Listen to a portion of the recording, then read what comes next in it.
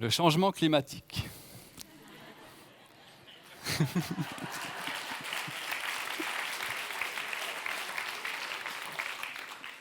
Je vois qu'on est bien d'accord. Vous vous dites, qu'est-ce qu'on va encore apprendre de nouveau ce soir sur ce grand sujet d'actualité? Vous vous dites peut-être aussi encore quelqu'un qui va nous faire culpabiliser, nous dire qu'on prend trop l'avion, qu'on mange trop de viande, qu'on détruit la planète. Ben, je ne suis pas venu pour ça ce soir. Non, je ne suis pas venu pour ça. Je pense qu'on a tous compris qu'on avait un problème, en fait. Enfin, presque tous. Donc, récemment, il y a encore une étude qui est parue, un consortium de chercheurs, à la fois des statisticiens et des climatologues, qui sont arrivés à la conclusion que pour que l'humanité ne soit pas responsable du changement climatique, la probabilité est de 0,0005%. Donc, comme dit l'astrophysicien Aurélien Barraud, très engagé dans l'écologie, miser maintenant sur le fait que ce n'est pas de notre faute, le changement climatique, c'est quand même un pari risqué. Donc voilà, maintenant on explore des solutions. Il y en a qui misent sur la technologie. On a vu Elon Musk, par exemple, proposer 100 millions de dollars à qui trouverait la solution contre le changement climatique, comme s'il existait un remède, miracle, contre le changement climatique. On peut miser sur la technologie. C'est possible, hein, on crée des machines qui captent du CO2, qui lui fait changer de forme, ensuite on piège tout ça dans le sol. C'est possible, mais je trouve ça un peu dommage, en fait, parce qu'il y a déjà dans la nature une machine qui fait ça, une plante, un arbre. Elle fait ça pour nous gratuitement. Et puis en plus, elle a juste besoin du soleil. Pas besoin de lui fournir d'énergie. Donc quand on pense à ça, on pense tout de suite à la forêt amazonienne, ces immenses forêts à protéger absolument, bien sûr, le poumon de l'humanité, qui abrite des milliers d'espèces d'animaux et de plantes. Mais il y a une autre fabuleuse machine à capter du CO2, et celle-là, on y pense moins. Elle nous rend un nombre incalculable de services depuis des millénaires. Cette machine, elle couvre 70% de la planète. Cette machine, c'est l'océan. L'océan, on a l'habitude de dire un océan, parce que toutes les mers du globe sont reliées, d'une manière ou d'une autre. Et puis, cet océan abrite des écosystèmes qui sont des champions du monde de la séquestration du carbone. On appelle ça des écosystèmes de carbone bleu. Dans les zones tropicales, c'est les mangroves.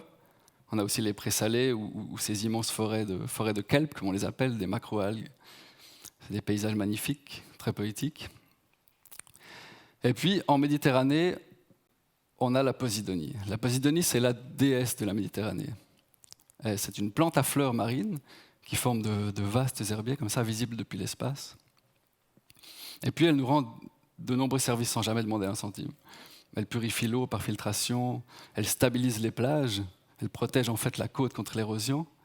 Elle sert aussi de nurserie pour des centaines d'espèces de poissons et de crustacés qui y vivent dans les premiers stades de leur vie. C'est une véritable nurserie pour toutes ces espèces, dont certaines qui sont d'intérêt commercial. Et puis, c'est la championne, toute catégorie, de la captation du carbone. Elle est capable de capter jusqu'à 3 fois la quantité de carbone qui est piégée par la forêt amazonienne pour la même surface. Sur toute la couverture des herbiers en Méditerranée, chaque année, c'est 4 millions de tonnes de CO2 qui est capturée. En fait, ça représente les émissions de CO2 de toute la population du Valais chaque année.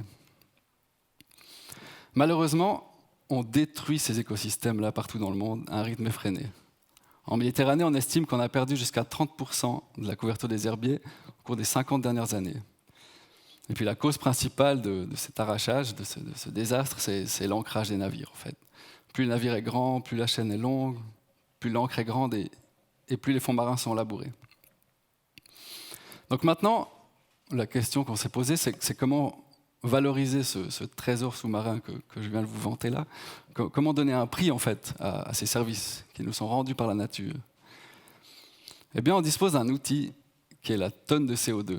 C'est une monnaie d'échange internationale, et c'est un système qui a déjà fait ses preuves dans le milieu terrestre, dans le milieu forestier, par exemple. Parce que quand on détruit la forêt, on libère du CO2, on crée une nouvelle source d'émissions de CO2, comme le transport, l'aviation par exemple. Donc protéger la forêt ou protéger les herbiers, c'est en fait empêcher des émissions de CO2. Ces émissions, on peut les quantifier, on peut les mesurer scientifiquement, et ensuite les convertir en crédit carbone qu'on va pouvoir vendre aux entreprises qui veulent diminuer leur empreinte carbone. Les entreprises qui visent la neutralité carbone. Il faut faire ça de manière éthique, bien sûr, avec des entreprises qui cherchent d'abord à réduire leurs émissions, et puis la part qu'elles ne peuvent pas réduire, la compenser. Avec ces crédits carbone, on va financer directement des actions de protection dans la conservation marine. Comme les bateaux, c'est le premier problème, il faut qu'on crée des parkings pour les bateaux, en fait. Parce qu'il faut vous imaginer comme en ville, si on interdit aux voitures de se parquer sur le trottoir et puis on ne propose pas de parking, forcément ça ne va pas marcher. C'est ce qui se passe en mer. La posidonie, c'est une espèce protégée, mais malheureusement, il n'y a pas de parking, donc on utilise son ancre et malheureusement, on laboure les fonds. Il y a tout un travail aussi d'éducation et de sensibilisation à faire, parce qu'on s'est rendu compte dans nos sondages que la plupart des plaisanciers n'étaient pas forcément au courant du problème. En fait, quand on ramène son ancre, il y a des faisceaux de posidonie qui traînent, on se dit que c'est une algue ou de l'herbe, ça repousse vite. En réalité, la croissance de la plante est très lente. Et puis, en fait, la bonne image, c'est comme si vous allez faire un pique-nique en forêt, et puis que vous faites une grande tranchée dans le sol en détruisant toutes les plantes, tous les animaux qui y vivent. Ça ne nous viendrait pas l'idée de faire ça. Pourtant, c'est ce qui se passe tous les jours en Méditerranée, à cause de la plaisance. Ensuite, après la sensibilisation, on peut imaginer de restaurer les zones abîmées. Donc là, c'est vraiment comme quand on replante des arbres sur Terre, on peut replanter de la posidonie sous l'eau. Faire véritablement de la reforestation marine. Et les techniques qui ont fait leurs preuves, qui montrent des résultats déjà intéressants. Donc c'est vraiment quelque chose qu'on peut faire.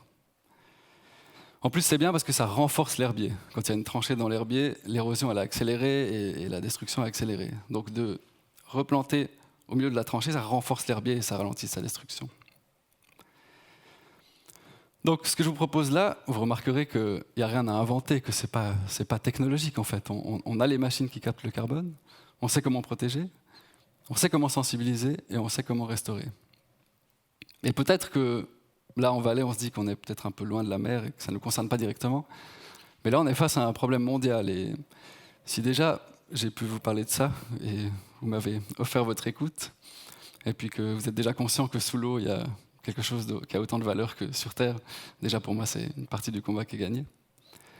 Et puis qu'est-ce qu'on peut faire aussi? On peut se demander ce qu'on peut faire en tant que citoyen. C'est choisir ce qu'on achète, choisir les entreprises qui ont une réelle démarche de compensation carbone, pas juste pour l'image et qu'il n'y ait pas d'impact derrière. Il y a un moyen de certifier tout ça. On peut se renseigner, on peut soutenir ces entreprises-là. Donc voilà, je pense qu'on a tout. Maintenant, il n'y a plus qu'à. Alors j'ai envie de dire osons et merci de m'avoir écouté.